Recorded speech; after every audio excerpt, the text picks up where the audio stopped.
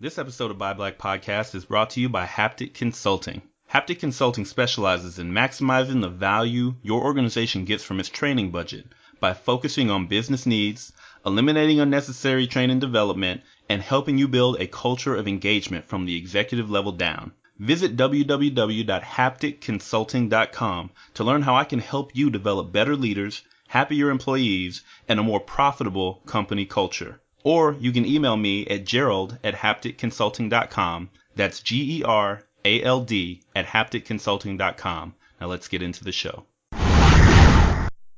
It's really about you find this space where there's already an existing business happening. This is already an existing industry. So a lot of people say, let me come up with a business idea. But I never build business idea type businesses. What we do instead is say, let's look at something that already exists. People are already spending multiple millions of dollars on this thing, but there is something broken in the space. There's something broken. Either there's not enough technology, the marketing isn't sophisticated enough, the branding isn't sophisticated enough, and there's all these opportunities for some person like me that has what I would consider, like good technology and good marketing and good branding. And we can go in and find a niche in that space and do really, really well. Instead of coming up with some new idea where there's no competition. So I think it's a good idea. No, we want there to be tons of competition, and we want it to be a thriving industry, and we can go in and make our mark. Buy Black Podcast, episode 41. How to Design a $1 Million Online Business with Rohan Gilkes.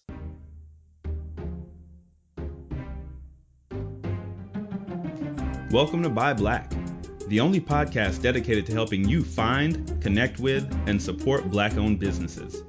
We're on a mission to bring consumers and business owners together to ignite the global Black economy. I'm your host, Gerald Jones, and if you're a Black business owner or a socially conscious consumer, you've joined the right community. Ready? Let's get to work. Hey everybody, welcome back to Buy Black, your only podcast dedicated to helping you find and connect with Black-owned businesses. And today, I am going to help you connect with several Black-owned businesses while at the same time helping you to understand how you can start your own. Today's guest is a powerhouse guest. I've actually been following this man since I first had the idea for this podcast, and I said, man, I've got to get this guy on the show eventually, but not right now. He probably wouldn't want to come on right now. He probably wouldn't respond to me. However, a few weeks ago, I got an email in my inbox from this man, Mr. Rohan Gilkes. He's the founder of Inclusive, which is another competitor home sharing, home renting business, much like Noir B&B, which you heard from very early on in the show in episode 2 from Steph Grant, and also a competitor to Airbnb. And it's not just Inclusive with Rohan. So Rohan, he is a serial entrepreneur, and he has a process for identifying a gap in the market in an industry that's already making money, and finding a way to improve the customer experience in a niche in that market, and then building a business around it and immediately making money from it. And if you have any questions about what I'm telling you, I want you to go out and I want you to visit inclusive.com. That's with 2 N's. I want you to visit madesinblack.com. I want you to visit groovelearning.com, overthinkacademy.com. These are all businesses that Rohan has started that are profitable and that are out there in the market right now that run on this very similar business model. And today, he's going to take a little bit of his time to explain to us how we can do something very similar, how we can go out, we can find an industry where there's already a lot of money exchanging hands and create a product or service that will make the experience simpler for people on both ends, and they will pay you money for it.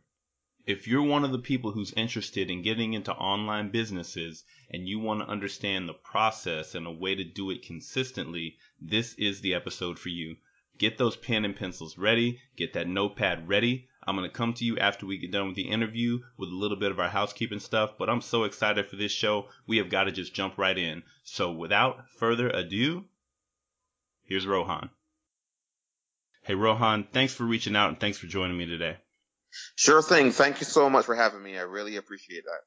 Yep, absolutely. So I don't like to run my mouth too much when I've got you, the expert, on the show. So let's just jump right into it. I'm going to hand it over to you. Just talk to the folks about your background. Tell us a little bit about you. Sure. I was born and raised in Barbados, and I lived there until I was 18 years old, and I moved to the U.S. for college. And after college, I started working as an accountant. I did a degree in accounting, finance, and business. And I ended up working in accounting and finance for almost 10 years in Washington, D.C. and Delaware and so on. And, after probably my first year of working as an accountant, I knew it was something that I did not want to do for the rest of my life. And I then spent what was the next 9 years or so trying to figure out how I can extract myself from a corporate job and be able to support myself and have the type of freedom that I really envisioned for myself. And that really took me to the internet, because I had to find a way to start a business without having a ton of money. And the internet is the way to do that. And I spent every waking minute learning all I could learn about internet marketing, about conversion optimization and SEO and products and services. And as I was learning, I would try things. So every time I would read a blog or read a case study, I would actually give it a shot. And over time, I just started to get better and better. And, I built my first big successful company, in about 2012, quit my job, and I haven't looked back since. Wow, that is awesome. What was that first company?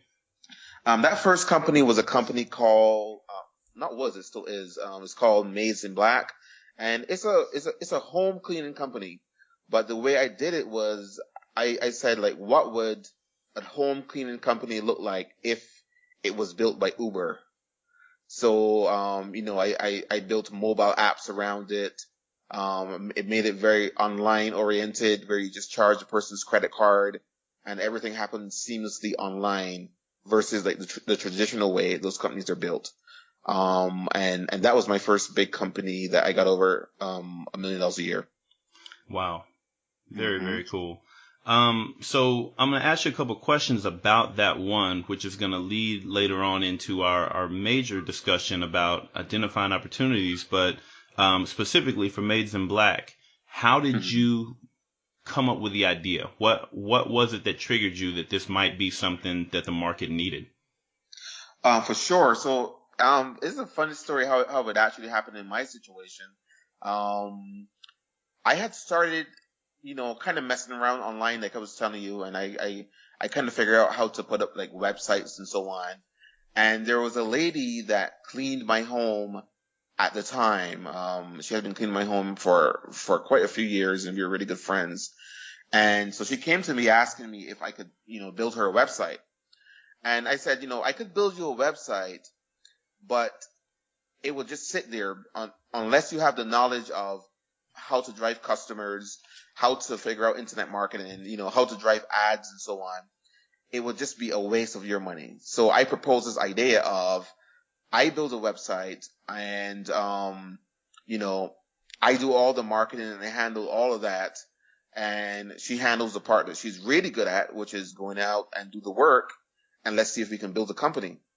And so that was really how it started. And I put the website up on a Friday. We got the first job on a Friday. And I was able to quit my job in about 8 months. 8 months later, I was doing about $60,000 per month. Wow. Based on just internet marketing. And that's really how things kicked off for me.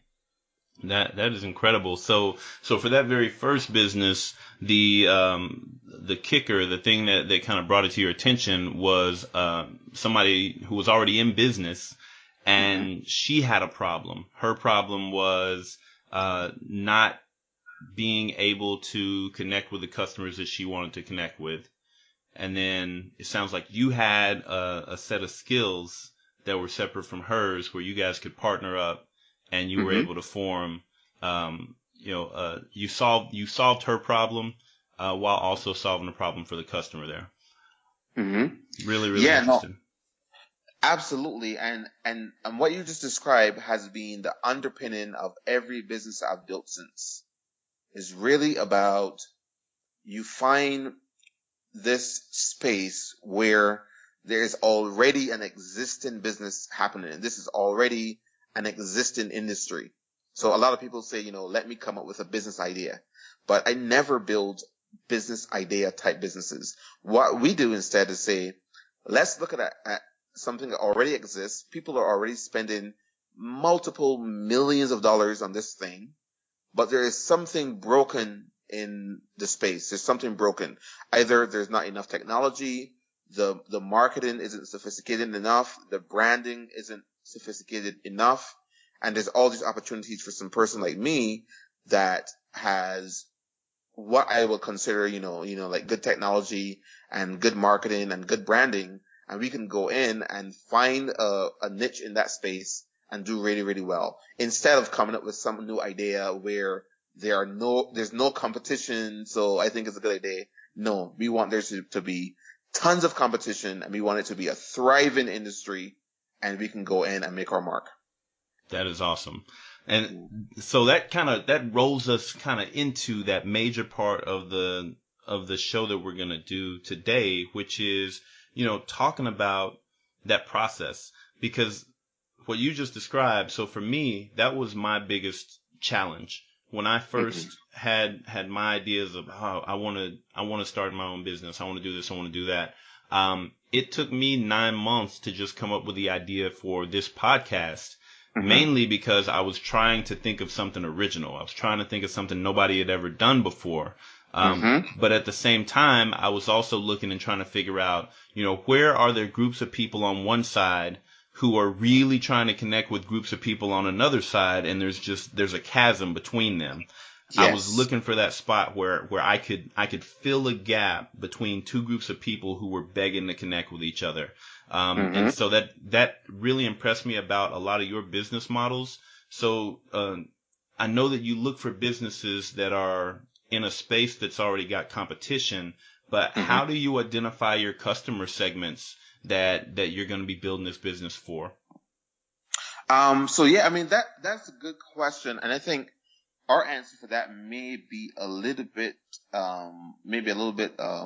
unexpected, because the way how we work, I don't typically look at customer segments. So people say, like, well, you started a cleaning service. Do you go after millennials? Do you go after, divorce, like single, stay-at-home moms? Like, who are you going after?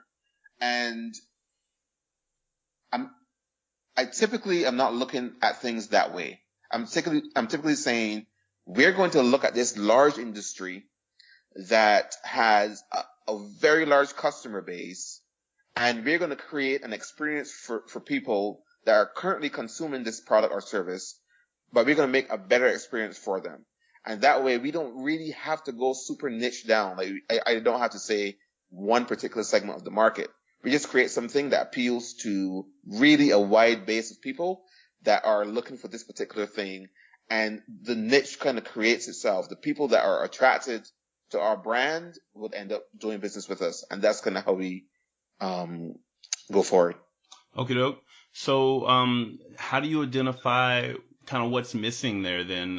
When you've got, let's say, a market that's already very, it's very mature, right? How do you identify which technology is going to improve upon what's out there, or whether it needs to be an app, or I know you've got a company that's software as a service. How do you identify what new aspect is going to be the best one for you to be able to kind of improve upon what's out there? Absolutely. Awesome question.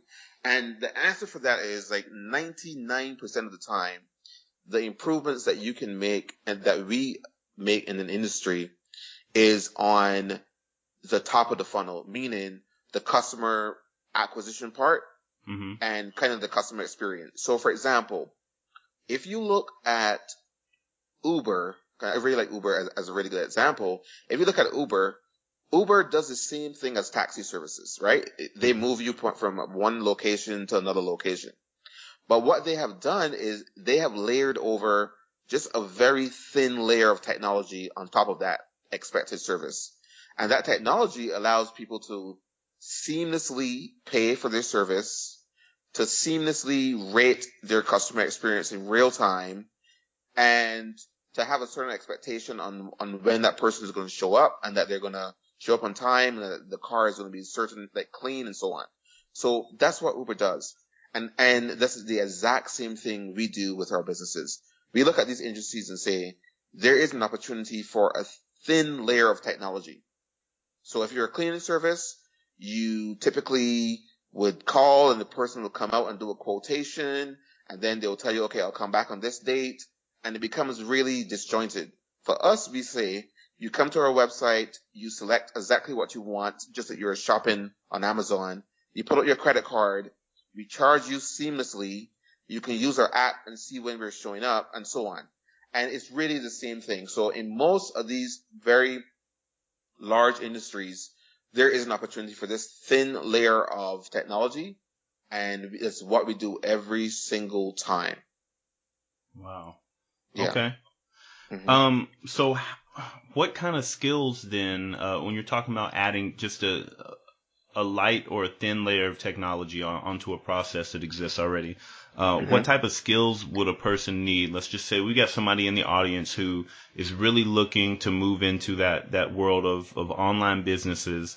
What type of skills are they going to need to have? Or if they don't have the right skills, what kind of people are they going to want to partner with in order to build these technological solutions? Yeah, so the amazing thing about right now is that a lot of these technological solutions exist already. So when I started, back in like 2010 or so, or maybe 2009, everything that I envisioned for what that thin layer of technology would be, I had to build it myself. And I had to go out and hire people on Upwork and so on. And that's still there and you can still do that. But right now we're living in this time where these things already exist. And like, so for example, you can use something like Launch 27, which is a company that I built, but there's all these other services that exist where you can, use off the shelf mobile apps or use some technology that, you can then make that available to the current end user or the current business owner that you're coming in to help their business. And most of it, you no longer have to build from scratch. Okay. Yeah. Okay. So I'm trying to figure out how to ask this question. You've got on your website, you've got this thing, you talk about this 80-20 approach to building a successful business. Is that kind of really what you're talking about there? Is, only focusing on, the 20% of work that's going to get you 80% of the results as far as building a business? Or what does that mean when you talk about an 80-20 approach to building a successful business? Yeah, so that 80-20 thing is something that really works in so many areas of life where, like, you kind of like start to look at where you allocate your resources. And for people that are entrepreneurs, there's only really two main resources. That's your money and your time. And we look to like be as stingy as possible with both of those things, our money and our time. And we want to apply them in a way where we're going to get like the biggest possible return for any investment of money and time. But it's really difficult to predict what that is going to be, like what that return is going to look like. And you'll find over time that about, like 80% of the effort that you put in, like you say you put in like 80% effort, you're going to like 20, like there's going to be 20% that is going to be left back where you're going to have like this massive payoff. I mean, there's multiple ways to look at it, but the takeaway from that is you're going to have to, in most cases, build businesses multiple times. Like your first business being a big success is fairly unlikely. It's almost like the first person you date ends up being your husband or wife. It's fairly unlikely. You're going to have to go through a couple times, meet different people, get more experiences, get better, become a better person and so on. And that same thing connects with business. You got to go through a couple businesses. You're going to get better every single time. Some of them are going to fail, but you're going to learn. And then when the perfect opportunity presents itself, it's going to be like, this is your soulmate. You know what I mean? So I could ramble on a little bit about this, and I don't want to, but I think it's really important for people to know that, you can't, try to protect yourself from failure or from starting a business because you don't really know what's going to hit. And chances are you're going to have to go multiple times before you get your first hit. Awesome. And you just talked about there being stingy with your money, being stingy with your time. And that kind of leads me to the second part of this, where I wanted to talk about kind of testing your business ideas in the market. Because obviously it's not going to be super smart to just throw everything into it. I've got this great idea. It's only going to take a little bit more technology to do this. Let's go all in. Let's throw it out in the market. We'll see what happens. So what is your process once you've identified a potential opportunity? How do you test your idea before going all in and putting all your money and your time into building that business? Oh man, that's like my favorite question, dude. Like you don't even know, because what you described is something that it's a mistake that I see a lot. People say, I have this idea. Let me quit my job. Let me, take all the money out of my 401k and my savings and let me go all in. There's no way I live like that. Like for me, I want to like really manage risk as much as possible, because like business is really how you manage risk. I mean, how you allocate resources and how you manage risk. And so there's a couple things that we ask ourselves when we're going to start a business. And the questions are these. One, is this a product or service that people already want and need and love, and they're already spending tons of money on? Two, are there people that are selling this product or service and they are making millions? I don't want this person is making like an extra $500 a month. Can I point to some person making millions from this thing? So is this a big industry with a lot of money to be made? Three, can I get started with this thing with about 2 months or 3 months salary? I'm not mortgaging my house. I'm not doing any of that craziness. I'm being prudent and careful, but also moving decisively. So can I do this with about 2 to 3 months salary max? And four, is there a pathway to me being able to get my first paying customer in 60 days, 30 to 60 days? I'm not going to build something where I expect to get a paying customer and it's going to take me 24 months or 36 months from now. No way. I want 1 month or 2 months. I have the first person who's a complete stranger come to my website, pull up their credit card, and pay me for something. And if those three things, the things that I've mentioned so far, are in place, we're going to give it a shot. Okay. Yeah. So walk me back through those four again. What's the first one? Because I got two, I got half or three written down, and I got four written down. So walk me through those one more time. What's the first one?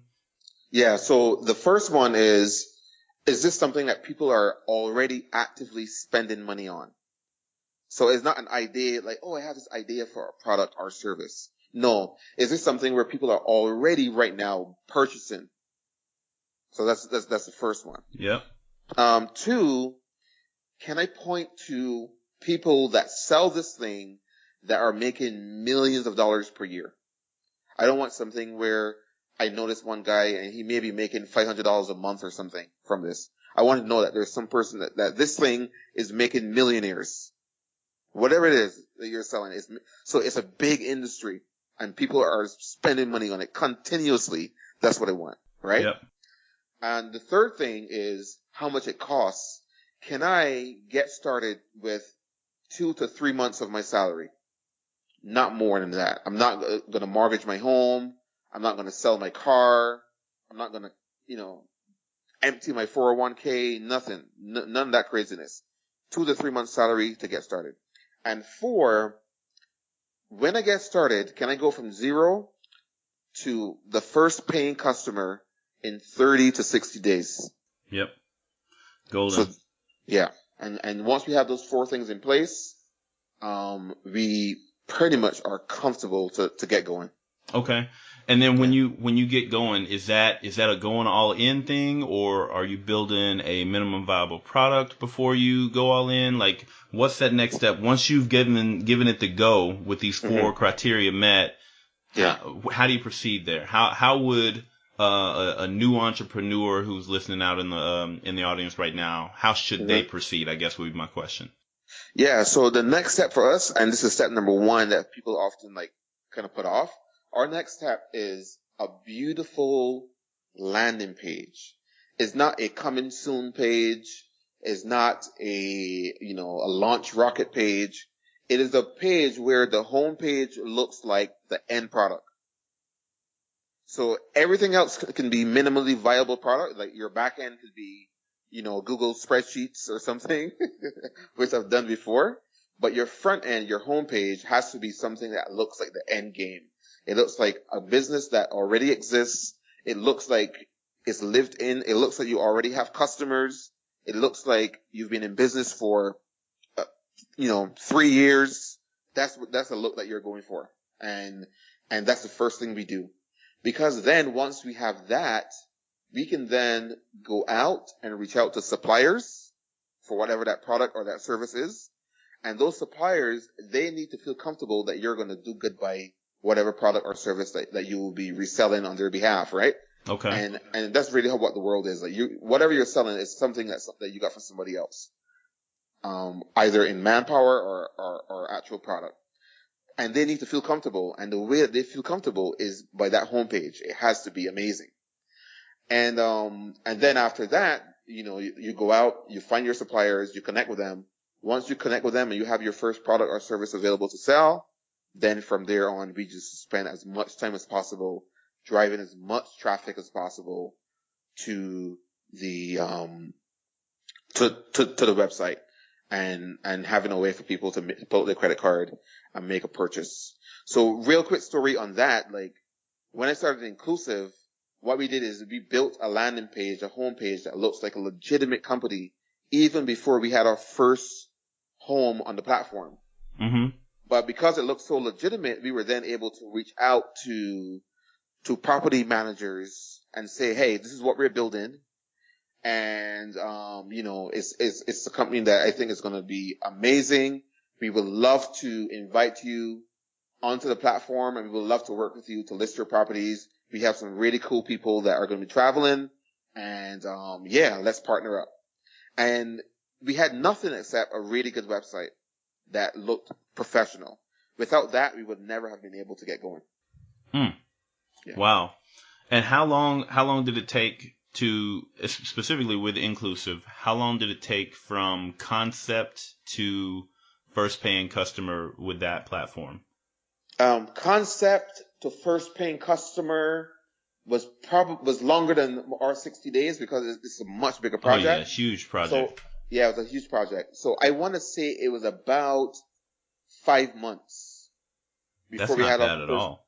Yeah, it wasn't terrible. We kind of attacked it in a way where we used some things off the shelf as much as possible to get going, and then we went back and built our own platform, and then that's how we were able to get going in such a short period of time. That is awesome.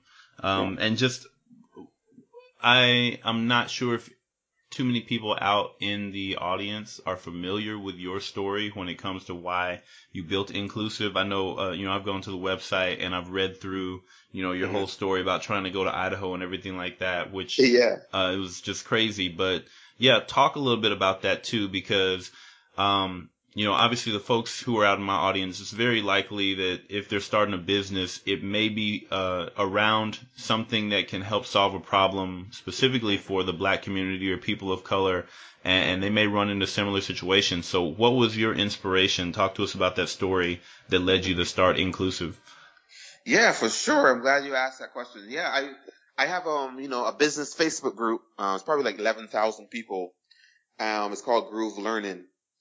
And in that Facebook group, I connected with all these other entrepreneurs, and I met this really awesome lady. She's a business owner, and she would always invite me up to Idaho, and I'm like, Idaho for vacation?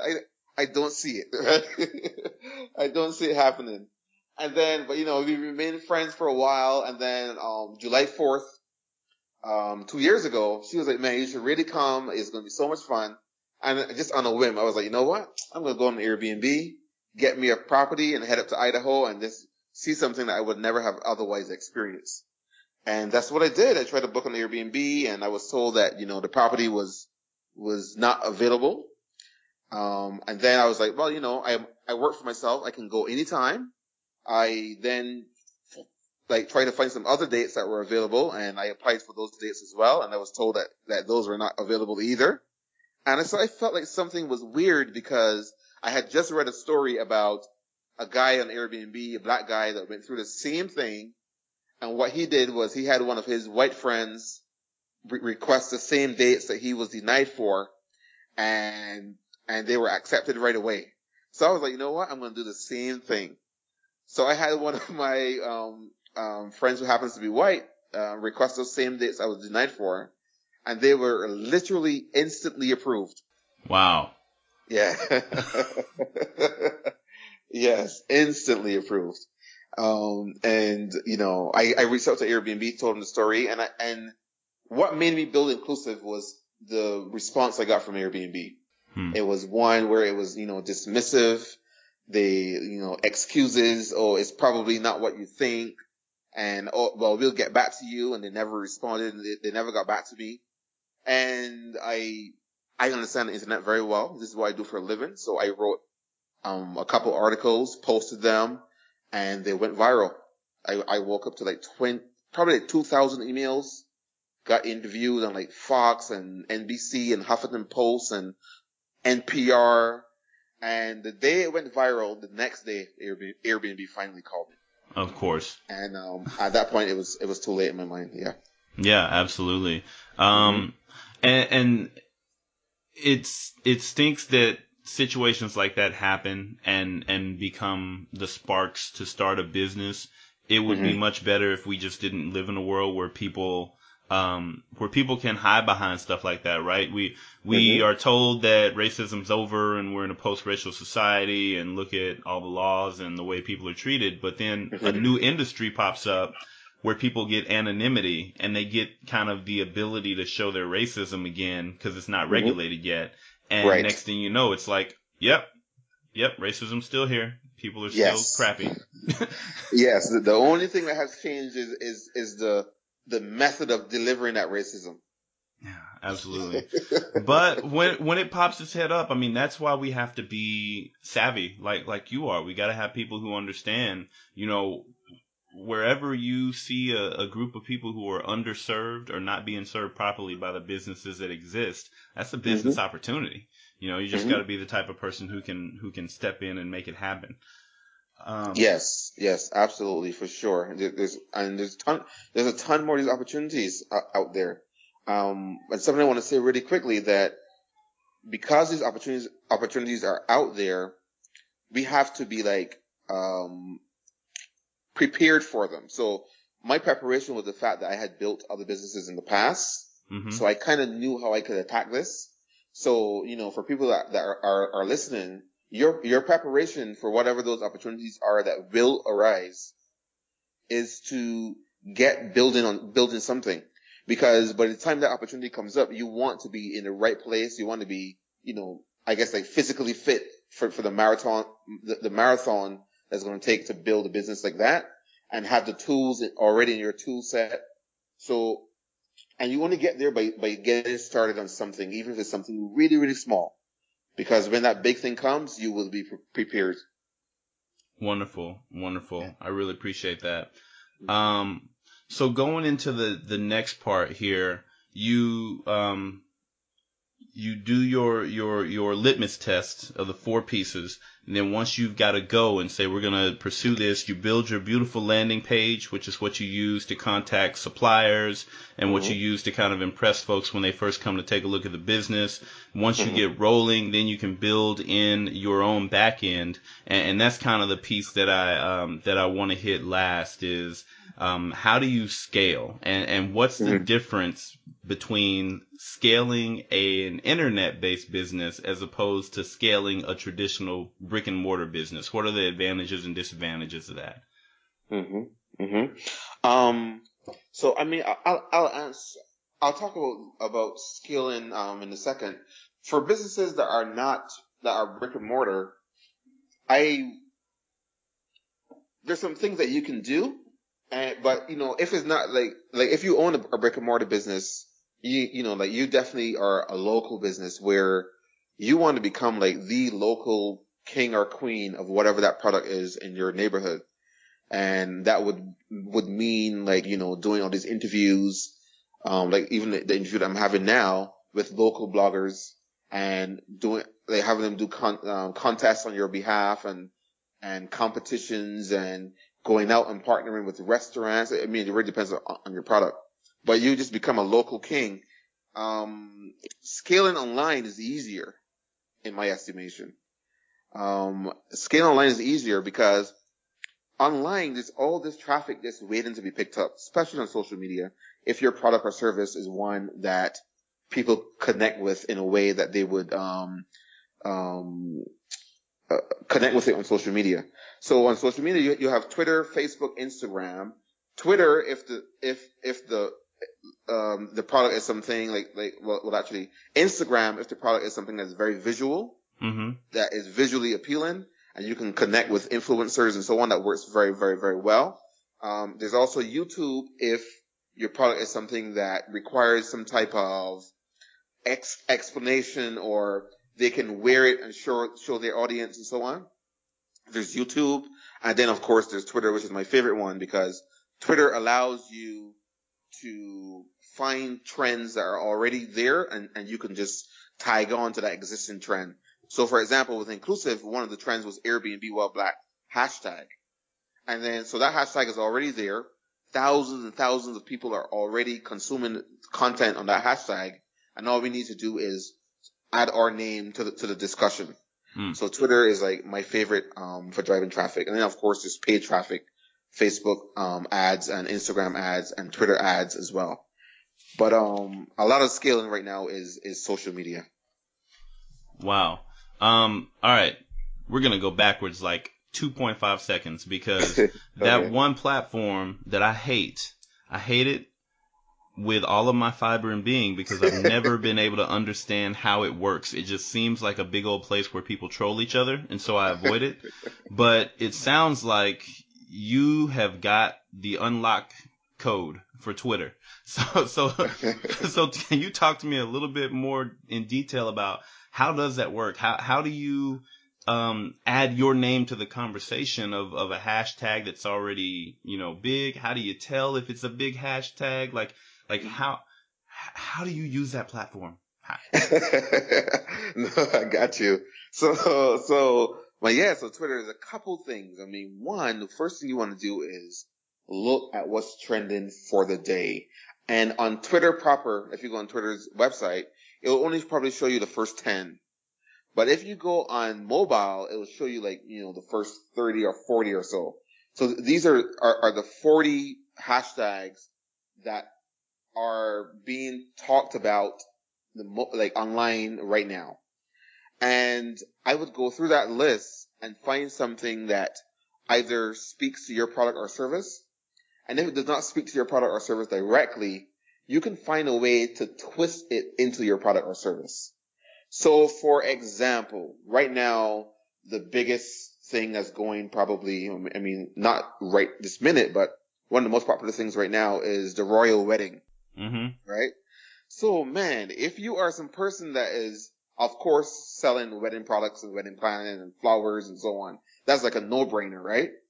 But you could be some person that's selling hair, selling like hair weaves and hair extensions and so on, selling makeup, selling clothes, and you can inject yourself into that royal wedding conversation by putting out memes, by running contests on there, by doing discounts for people, for posting images of themselves wearing your product, and you hashtag the royal wedding, and so on. There's a million ways that you can be part of those conversations on Twitter. Another thing that we do that's really important is we use Twitter Advanced Search. So, say you own a home cleaning business, and some person on Twitter is saying, "Oh, I need to do laundry." You can go on Twitter and do an advanced search for every person that mentions the word laundry in your neighbor, like within 50 miles of your city. And you find all those people. These are people that are potential customers. And you can then, like either say, "Hey, you're looking to do laundry. Here's a discount code for Twitter users, and we would love to take care of it for you. Spend the rest of your day relaxing while we take care of it." And so you can do that across every single industry imaginable, Twitter Advanced Search. And there's a couple other techniques as well, but Twitter is the king for me, I think, for driving traffic to most websites. And if it's something visual, Instagram would be the queen, I guess. Got it. Yeah. Oh man. So that's really interesting. So you recommend just kind of really starting a conversation with people, not like, "Oh, here's the hashtag. Let me post a link to some content that I have that's associated with that hashtag," or do you want to do that as well? I mean, you can do that as well, but I'll say this. The better your content, and if you can, and this is another case where the 80-20 rule works really well. In 80% of your posts, you don't post a link, don't sell, just be part of the conversation. Mm-hmm. Crack jokes, post memes, be part of the conversation for the culture, be cool. The other 20% of your posts, you can then, because you have established these relationships, you can then say, "Hey, while you're here, check this out." Or, "Hey, Inclusive is heading to the UK, like the royal wedding is the biggest thing. Well, we have a group trip going to London. Or here's some properties in London that are, of Buckingham Palace," or whatever. So you can insert some of those as well. But you want to be a part of the conversation organically, probably 80% of the time versus selling the other 20%. Got it. Yeah. That is awesome, man. I don't want to force you into divulging everything you have in your brain. You've said so many really, really important things. You started off earlier talking about how you dug into learning about internet marketing, conversion optimization, and SEO. That was like the first thing you did when you started trying to see your way out of the corporate world. Yes. Would you mind just quickly talking to the folks about those three concepts and kind of what on a overview level people need to know about internet marketing, conversion optimization, SEO, and where they could likely go to try to find great information that's going to help them to learn even more about those things to start their businesses? For sure. And those are the things that you're going to need, at least internet marketing is in general. And that is really the concept of, you have never met this person. They come to your website and you make them feel comfortable enough to pull out their credit card and give you their credit card number. So think about that process, right? Like that is a challenge. Now, if it's some person that you know, it's a lot easier because they trust you. So internet marketing in many ways is just your ability to take what would be real world trust and create that trust online in kind of a virtual way. And I'll talk about that for like 30 more seconds because it's really, really important. People don't buy from you unless they trust you. And without them being able to see you and touch you in person, there's all these things that you have to do to make them feel comfortable enough to trust you. So one, you can say, this website was like, here is the media that talks about inclusive. So we were mentioning NPR and Huffington Post and so on. So we look more legitimate. Mm-hmm. Here's our guarantee. So if something goes wrong, we give you like 100% guarantee. No matter what, we're going to take care of you. So that trust, that instills some more trust. Here are some smiling faces of our customers that have used our service already and they love us. And here's their actual pictures. So people connect with human faces. So we make sure that if you look on inclusive, you'll probably see like 25 human faces on the homepage. That's very, very important and very, very, we do that on purpose. It's not an accident, right? So that's 3.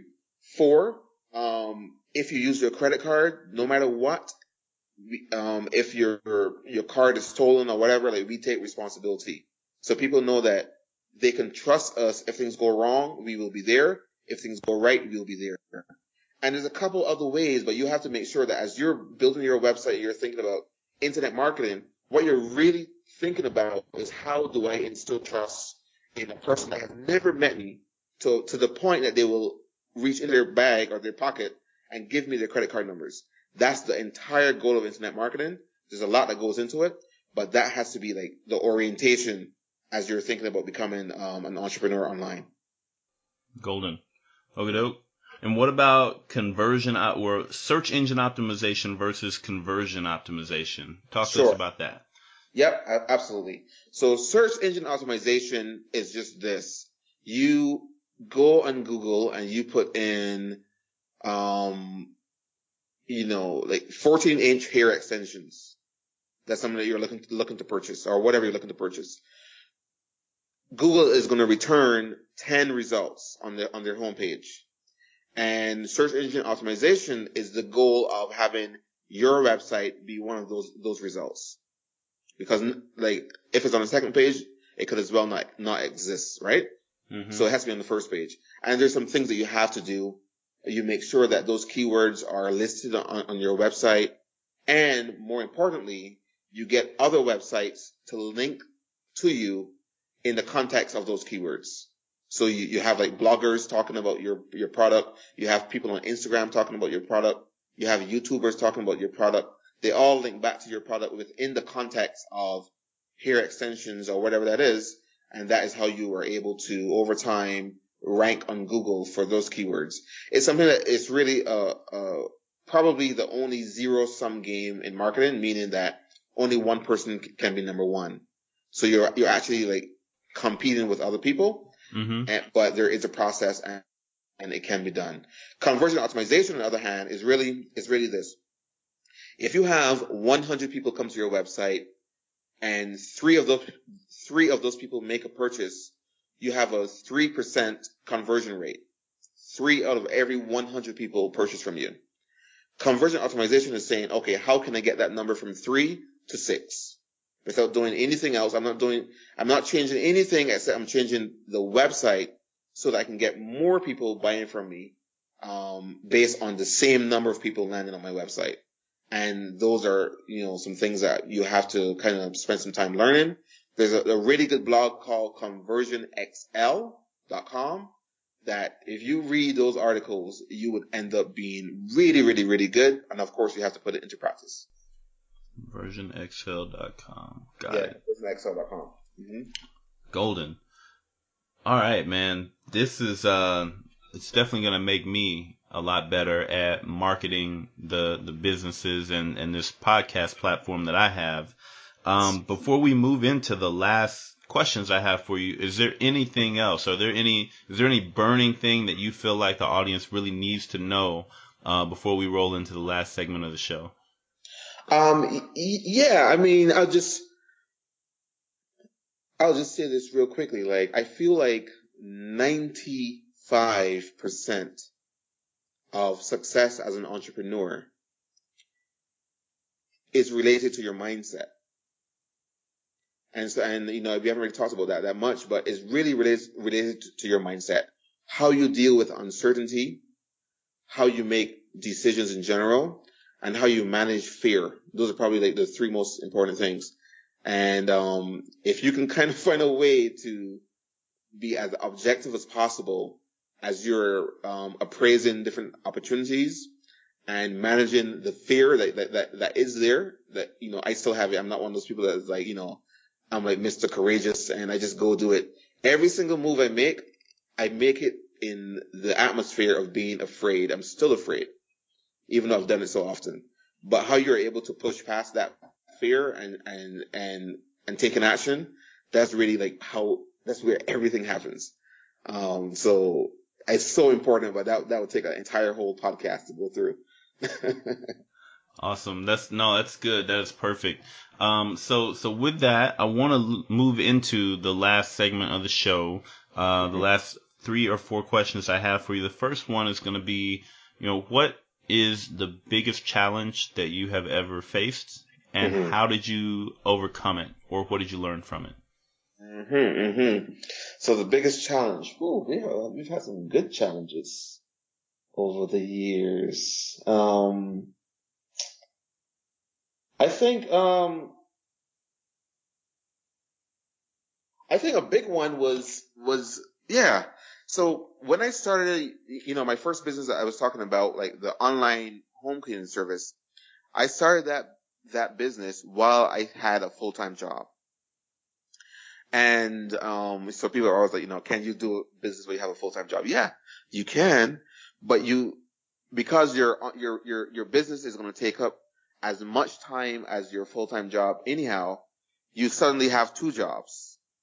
And I had 2 jobs, and I was going through the difficulty of, I was just coming off of a layoff, and I almost lost my home.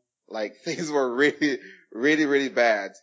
And I feel like, how I was able to get through that period of time was just to be really, really single-minded. Like, I did not go out. People thought I had moved. And I just worked as aggressively as possible. Like, my life depended on it, on my business. And, it was really a tough time for a lot of people. It was a downturn in the economy. Real estate market had busted. All this stuff went wrong. My house was underwater. And, it was just a tough time.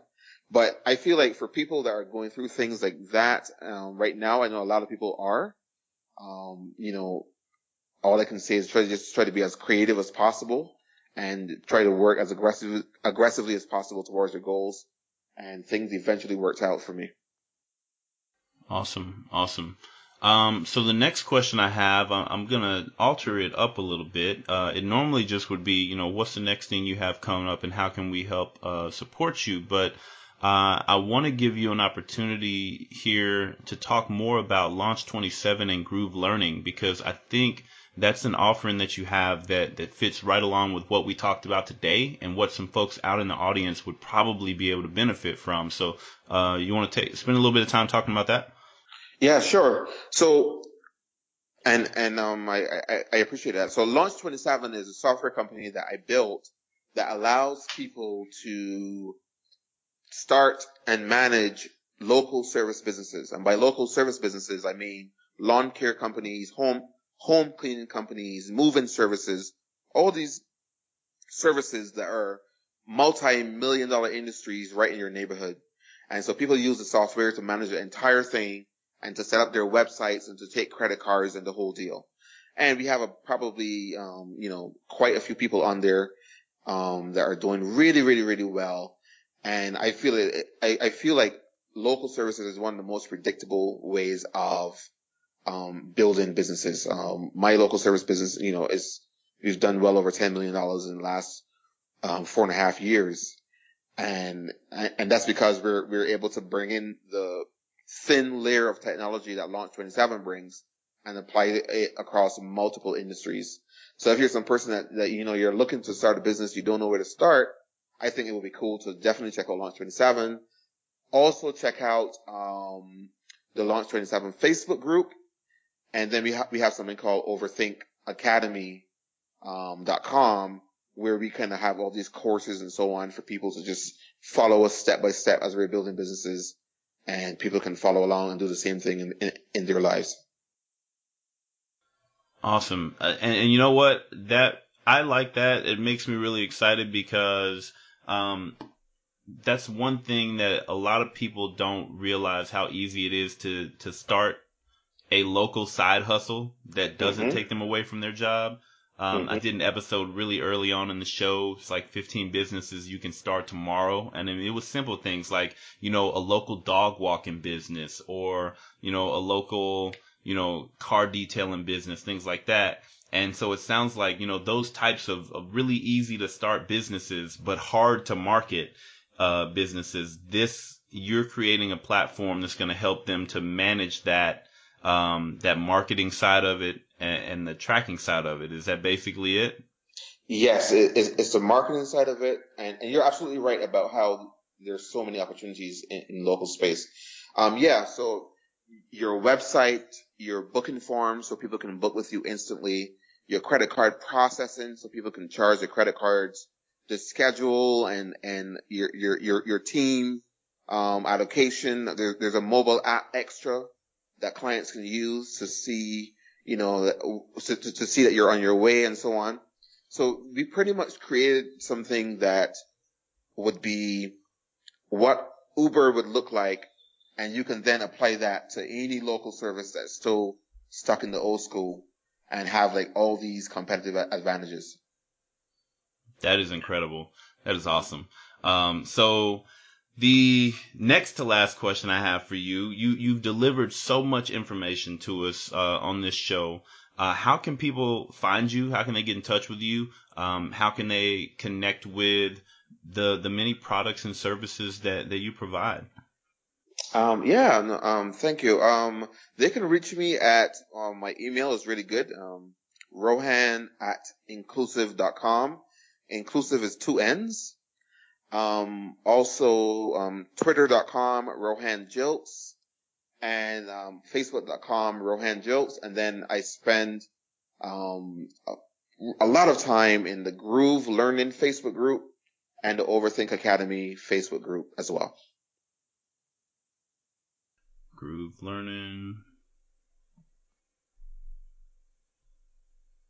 I'm just taking notes here. No problem. FB. And what was the other one? Groove Learning Facebook group, and which one? And Overthink Academy Facebook Overthink group. Academy. Yeah. Perfect.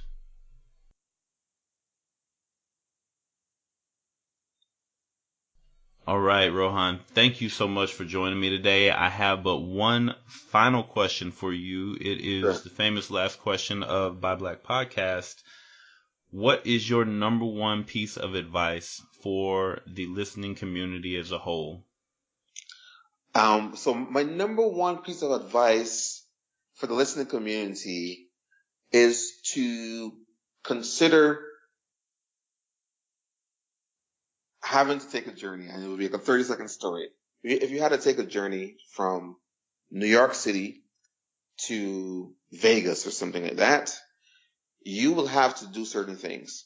And there's two types of people. You have a person A. Person A is going to walk to their garage or their car, get in, and start to drive to Vegas. Person B is going to say, okay, let me go double check the tires. Let me go double check the oil. Let me choose what music I'm going to listen to.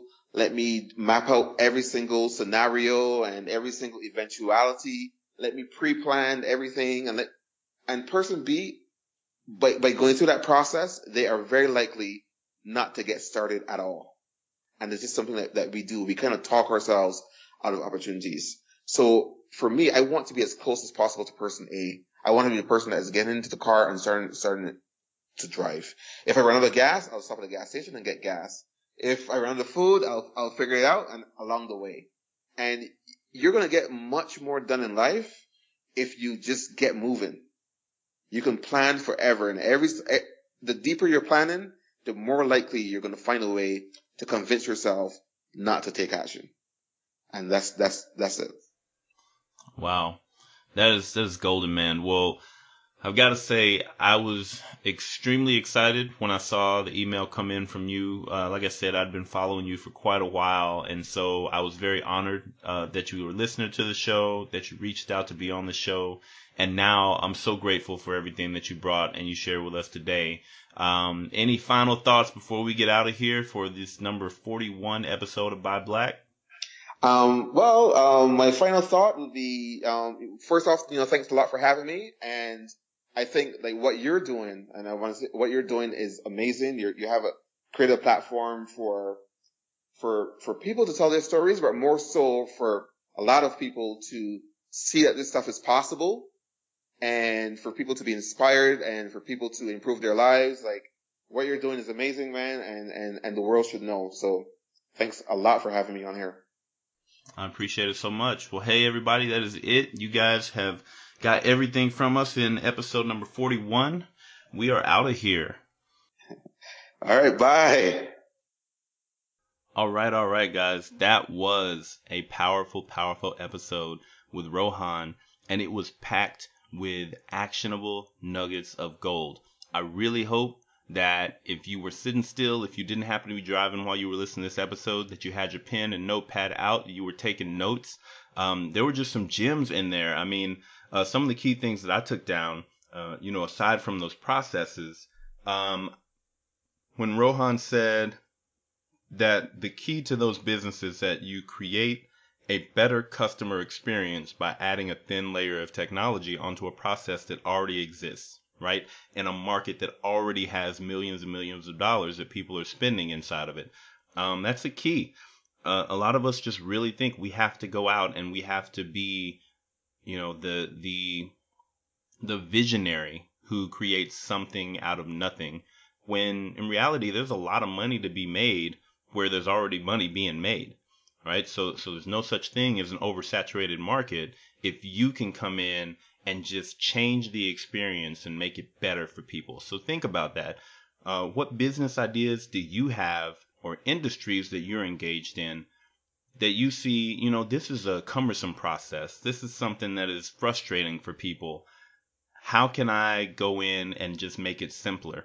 I guarantee you, if you can find a place where you can make life simpler for people, for them to get the things that they want and they need, there is a business there. They will pay you money for that.